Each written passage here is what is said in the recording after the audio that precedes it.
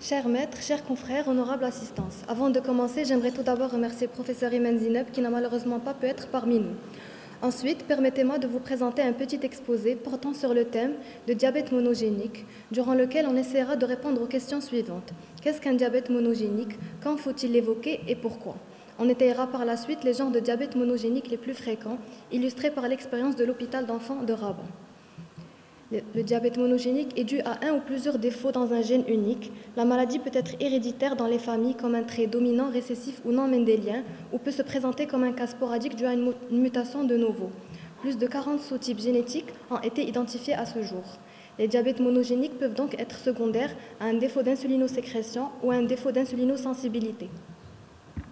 Dans les diabètes monogéniques dus à un défaut d'insulinosécrétion, on retrouve le diabète néonatal, l'hyperglycémie ou diabète familial précoce, qui regroupe l'hyperglycémie familiale de l'enfance ou MODY 2 et le diabète familial précoce ou MODY 3, ainsi que les diabètes avec manifestation extrapancréatique qui regroupent le MODY 5, le diabète mitochondrial et quelques syndromes rares comme le syndrome de Wolfram.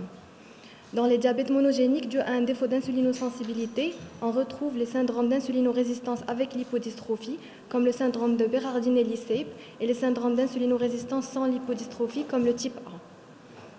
Selon les lignes directives de l'ISPAD, un diabète monogénique doit être suspecté devant un diabète diagnostiqué dans les 6 premiers mois de vie, voire la première année au plus tard, un diabète familial, une absence d'auto-anticorps au moment du diagnostic, une absence d'obésité sévère et une absence de signes d'insulinorésistance tels que l'acanthosis nigricans. L'importance de poser le diagnostic du diabète néonatal réside dans l'importance de l'impact thérapeutique, connaître les aspects évolutifs et le pronostic, rechercher les anomalies associées et faire un conseil génétique et donc dépistage familial. Le diabète néonatal est une hyperglycémie persistante insulinodépendante qui survient dans les 6 premiers mois de la vie. C'est une pathologie rare qui touche environ un nouveau-né sur 300 à 500 000 naissances, dont 40 à 50% sont permanents et 50 à 60% sont transitoires.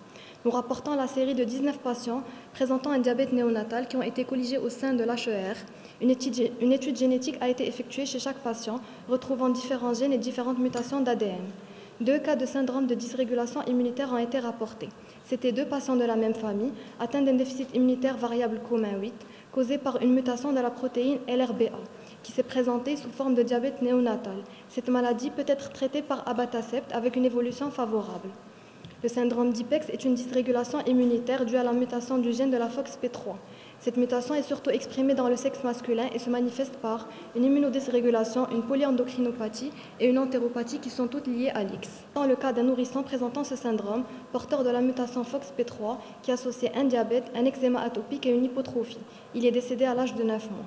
Le syndrome de Wolcott-Rallison est un type de diabète néonatal dû à la mutation du gène EIF2AK3.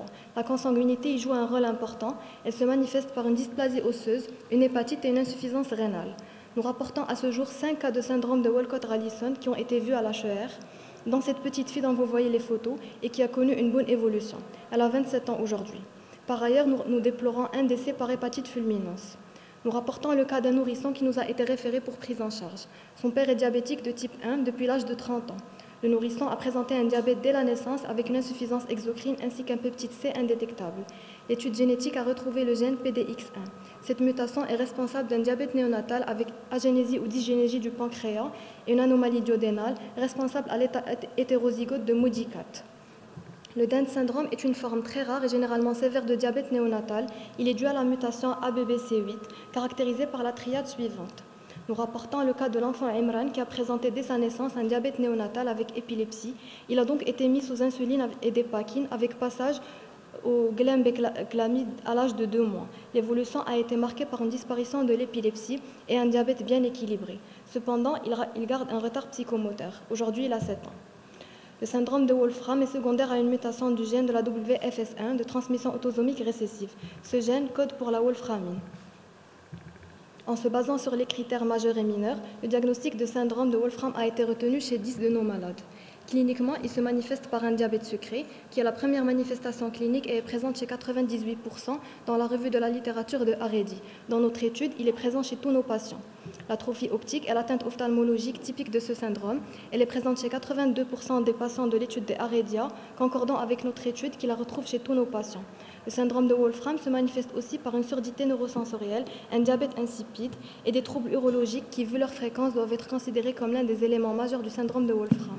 Dans notre étude, la mutation du syndrome de Wolfram, la mutation WFS1 a été retrouvée chez 8 de nos malades.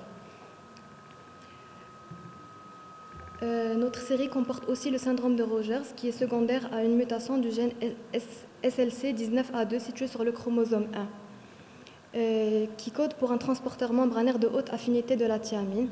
De ce fait, le diagnostic clinique du syndrome de Rogers devrait être considéré chez tout individu ayant une anémie mégaloblastique avec des taux normaux de vitamine B12 et d'acide folique, que ce soit en présence ou en absence de diabète ou de surdité.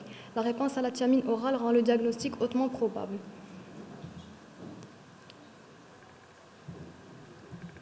Dans notre étude, le diagnostic de ce syndrome a été retenu chez 2 sœurs issues d'un mariage consanguin présentant la triade diagnostique avec des taux normaux de vitamine B12 et de folate. Elles ont été traitées par thiamine à forte dose, associée à l'insuline avec un bon contrôle métabolique et une régression de l'anémie après 2 ans de traitement. Un autre type de diabète monogénique secondaire à une mutation du gène SLC29A3 est rapporté dans ce travail. Elle se manifeste par une grande variété clinique qui entre dans le cadre du syndrome H. Dans notre série, 3 malades ont présenté un tableau clinique multicomplexe en faveur d'une mutation de ce gène qui est marquée par des taches hyperpigmentées, un diabète, une surdité et un syndrome inflammatoire. La mutation du gène a été confirmée par l'étude génétique chez une patiente. Chez les deux autres, elle est toujours en cours. Les photos suivantes appartiennent à la patiente chez qui la mutation de SLC29A2 a été confirmée. Et on retrouve une arthrogrypose, une cardiomégalie et une hyperpigmentation à la face interne des 2 cuisses. Bien que les diabètes MODY 2 et 3 sont les diabètes monogéniques les plus fréquents dans la littérature, notre série pédiatrique n'en comporte aucun pour des raisons relatives à l'âge de diagnostic, au coût des moyens techniques et à la difficulté de réaliser l'étude génétique. Les diabètes mitochondriaux résultent le plus souvent de la substitution de l'adénine par la guanine et on distingue 2 types, le MID et le MELAS. Passons ensuite au diabète monogénique dû à un défaut d'insulinosensibilité. Pour la lipodystrophie généralisée, qui correspond au syndrome de Berardinelli-Seip, elle est extrêmement rare. Elle est due à une mutation du gène BSCL2. Cette anomalie provoque une insulinorésistance et une hyperinsulinémie avec perte de tissu adipeux sous-cutané. Biologiquement, il y a aussi une hyperglycémie et une hypertriglycéridémie. Dans notre étude, un seul cas correspondant à ce syndrome a été trouvé. Dans le tableau clinique rejoint celui de la littérature. La confirmation génétique est toujours en cours. Pour la lipodystrophie partielle, c'est le résultat soit de la mutation du gène LMNA, soit de la mutation du gène PPAR-gamma. Les 2 mutations se manifestent par le même tableau clinique. Le diagnostic de diabète chez les malades ayant un diabète monogénique non encore étiqueté a été révélé soit par une hyperglycémie inaugurale sans cétose, soit par une cétose diabétique sans acidose. Un prélèvement pour l'étude génétique pour ces 5 malades est réalisé et le résultat est toujours en cours. Pour conclure, bien que les diabètes monogéniques représentent une forme rare de diabète, moins de 5%, mais le diagnostic précis est primordial, car il permettra de prédire l'évolution, de déterminer le risque de complications de la maladie, d'adapter la prise en charge et de mener un bon suivi. Le diagnostic moléculaire permet en plus de proposer un dépistage aux apparentés. Merci pour votre attention. Merci, Madame Trajni.